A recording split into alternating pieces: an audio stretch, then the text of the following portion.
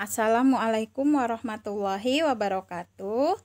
Nah, kembali lagi belajar bersama Miss Karmila hari ini di pelajaran tematik.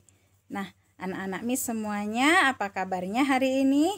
Nah, Miss berharap semoga abang kakak semuanya sehat dan tetap semangat untuk belajar hari ini. Semoga kita semua tetap dalam lindungan Allah Subhanahu wa Ta'ala. Nah, abang kakak semuanya, untuk memudahkan abang kakak dalam belajar, sudah dipersiapkan semuanya kan peralatan-peralatan belajarnya, mulai dari buku tematik, buku tulis, dan pensilnya.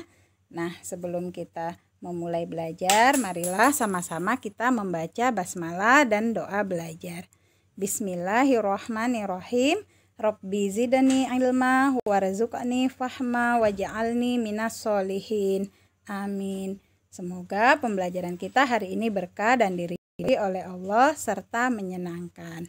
Nah, untuk hari ini kita masih di tema 3, tokoh dan penemuan, dengan subtema penemuan dan manfaatnya. Materi ini disusun oleh guru kelas 6 SDIT Nurul Ilmi.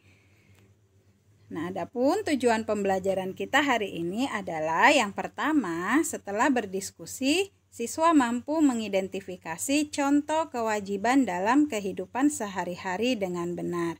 Yang kedua, setelah berlatih, siswa mampu menyanyikan lagu Maryam Tomong sesuai dengan interval nada dengan tepat.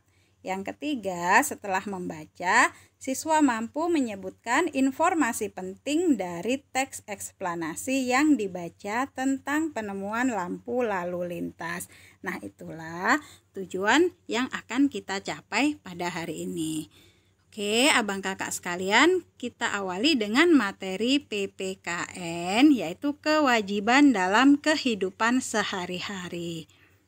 Nah, kalau pada pertemuan sebelumnya kita sudah mempelajari tentang hak. Nah, pada hari ini kita mempelajari kewajiban. Nah, untuk mengingatkan abang kakak sekalian ya.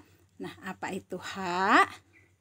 Oke, hak itu adalah sesuatu yang mutlak harus kita miliki. Nah, kalau kewajiban adalah sesuatu yang harus kita lakukan. Nah, berikut ini ya ada teks bacaan tentang jam membantu Siti tepat waktu. Nah, abang kakak semuanya bisa lihat di buku tematiknya di halaman 71.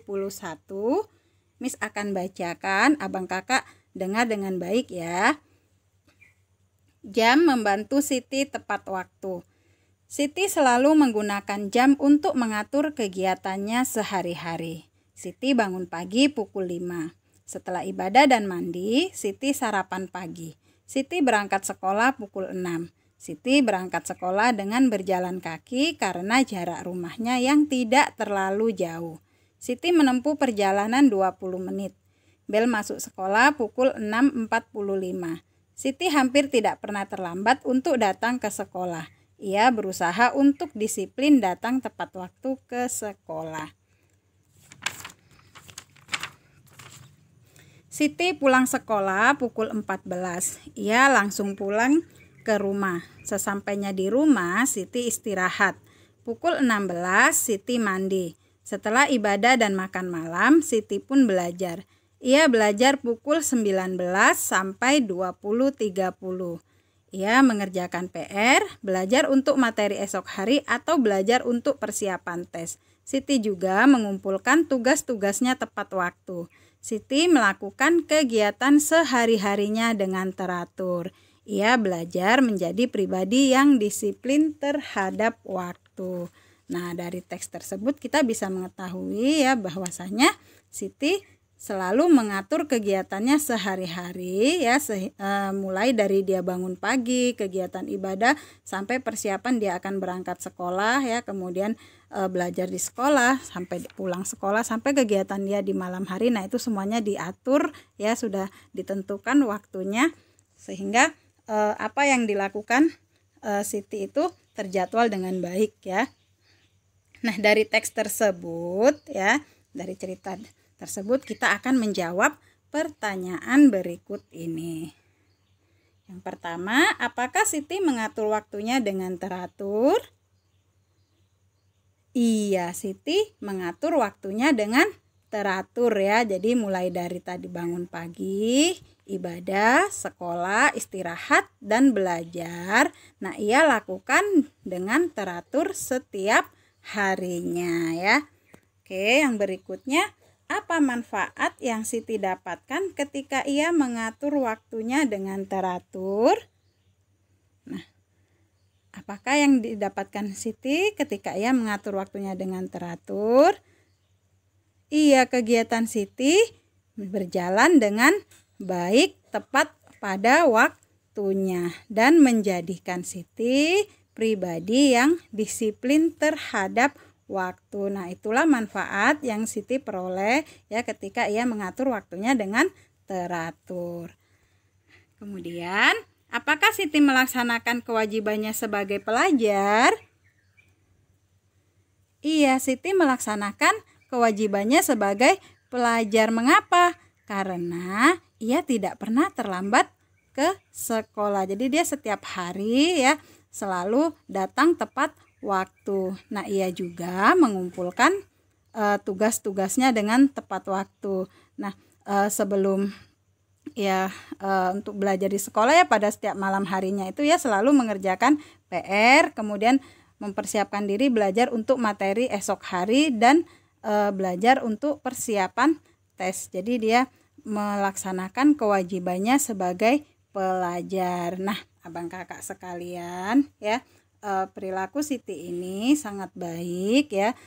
Kita patut mencontohnya dalam kehidupan kita sehari-hari untuk melatih diri kita agar menjadi pribadi yang disiplin dan menghargai waktu ya. Nah, abang kakak semuanya, sekarang latihan untuk abang kakak di rumah adalah tuliskan contoh-contoh kewajibanmu di rumah, di sekolah, dan di masyarakat. Nah, di sini ya Miss minta abang kakak sekalian untuk menuliskan 3 kewajiban di rumah, 3 kewajiban di sekolah, dan 3 kewajiban di masyarakat. Nah, di dalam Al-Quran surat An-Nisa ayat 103 yang artinya Bismillahirrahmanirrahim. Selanjutnya, apabila kamu telah menyelesaikan sholatmu, ingatlah Allah ketika kamu berdiri, pada waktu duduk, dan ketika berbaring. Kemudian, apabila kamu telah merasa aman, maka laksanakanlah sholatmu itu sebagaimana biasa. Sungguh sholat adalah kewajiban yang ditentukan waktunya atas orang-orang yang beriman. Nah, di dalam Al-Quran surat An-Nisa ini ya menganjurkan kita agar selalu mengingat Allah ya setelah kita sholat, dalam keadaan duduk, dalam keadaan berdiri, dan dalam keadaan berbaring pun kita harus selalu mengingat Allah. Kita harus selalu berzikir ya mengingat Allah. Nah, kemudian sholat itu ya semuanya sudah ditentukan waktunya ya, baik itu sholat 5 waktu maupun sholat sunnah. Nah, itu semua sudah ada ditetapkan waktunya dan kita melaksanakan pada waktu-waktu yang sudah ditentukan ya. Nah, hal ini juga mengajarkan kepada kita untuk disiplin ya. Jadi kita tidak boleh melaksanakan sholat itu sesuka hati kita waktunya. Jadi semua sholat, ibadah sholat ya, baik itu sholat fardu maupun sholat sunnah, waktunya itu sudah ditentukan. Oke, kita lanjutkan ke materi SBDP.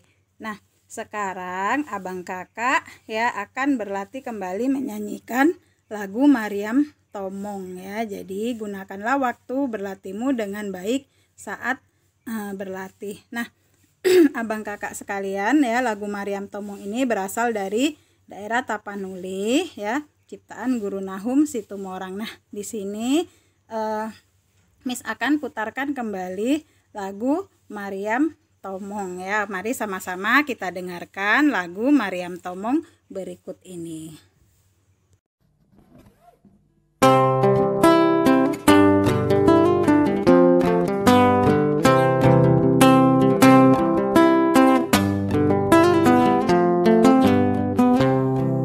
Selendang madi kinjang kain panjang madi toru pangeol ni konting masong ondeng kemamangon lu. Mariam tomong dainang sinapang masin. Mariam tomong dainang sinapang masin.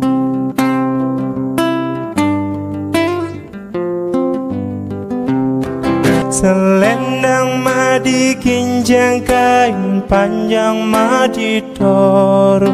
Pangeol ni konting masong ondeng kemamangon lu. Mariam tomong dainang sinapang masin. Mariam tomong dainang sinapang masin.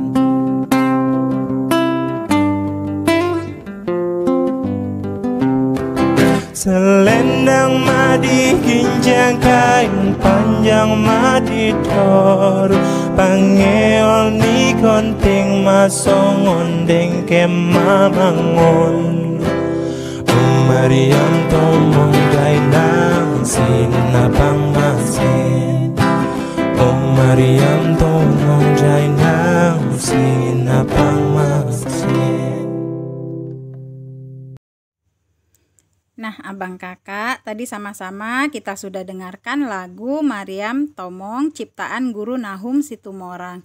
Nah, lagu Mariam Tomong ini mengisahkan tentang perjuangan putra dan putri Batak dalam mengusir penjajah dari tanah air dengan menggunakan senjata berupa meriam bambu layaknya senapan mesin. Nah, lagu ini sering digunakan untuk menidurkan anak-anak khususnya itu di daerah Tapanuli. Nah, abang kakak sekalian, nah di sini abang kakak diminta untuk menyanyikan lagu Mariam Tomong ya sesuai dengan nadanya. Nah, Miss harapkan ya nanti ketika abang kakak menyanyikan lagu Mariam Tomong ini divideokan kemudian dikirim melalui WA Miss ya. Nah, ini untuk menjadi nilai keterampilan SBDP abang kakak semuanya. Oke, nah sekarang kita lanjutkan ke materi bahasa Indonesia. Nah, kita semua pasti sudah mengenal lampu lalu lintas ya. Kita sering melihat lampu lalu lintas di perempatan atau persimpangan jalan.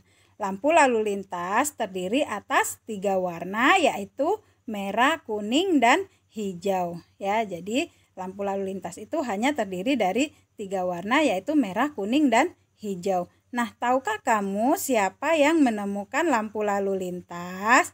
Nah, untuk mengetahuinya mari kita baca teks eksplanasi berikut ini. Nah, abang kakak ya bisa lihat di bukunya di halaman 83. Si paralel penyelamat jalan. Gareth Augustus Morgan adalah penemu lampu lalu lintas pada tahun 1923 yang sekarang digunakan di berbagai negara di dunia. Lampu tersebut bermanfaat untuk mengatur lalu lintas dan menyelamatkan pengguna jalan dari kecelakaan. Morgan, seorang warga Amerika berkulit hitam yang peduli dengan keselamatan orang lain. Ia terpanggil untuk menciptakan sistem lampu lalu lintas setelah menyaksikan seringnya terjadinya kecelakaan antara mobil dengan kereta kuda. Nah, jadi dia terpanggil untuk menciptakan lampu lalu lintas karena sering melihat ya adanya kecelakaan antara mobil dengan kereta kuda. Jadi alat transportasi pada waktu itu. Nah, lampu lalu lintas temuan Morgan menggunakan rangkaian paralel, berbeda dengan rangkaian seri yang disusun sebaris.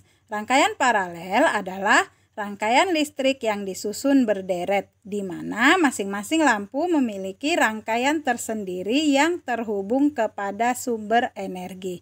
Oleh karena itu, apabila ada satu atau lebih komponen yang rusak atau dicabut, maka komponen lainnya akan tetap berfungsi tanpa gangguan sama sekali.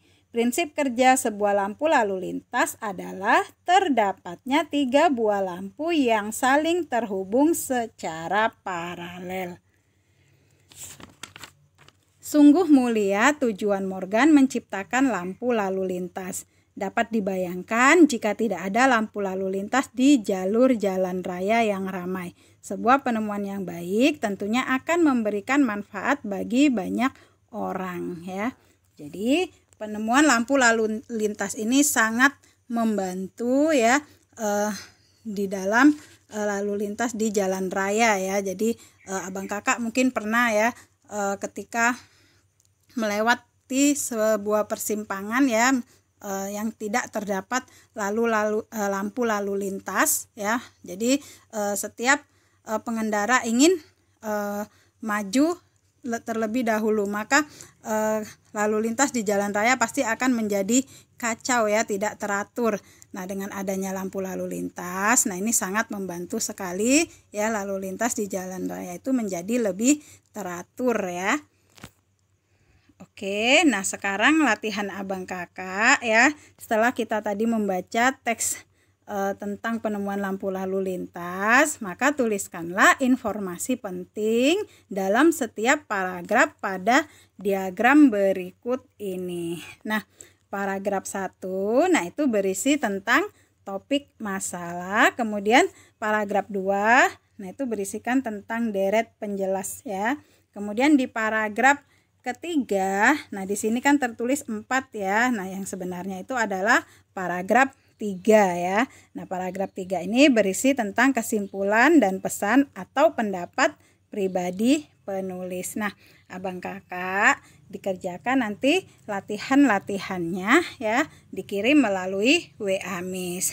Nah, itulah pelajaran kita hari ini ya. Tadi kita di awal sudah mempelajari tentang kewajiban dalam kehidupan sehari-hari. Kemudian kita sudah mendengarkan lagu Maryam Tomong.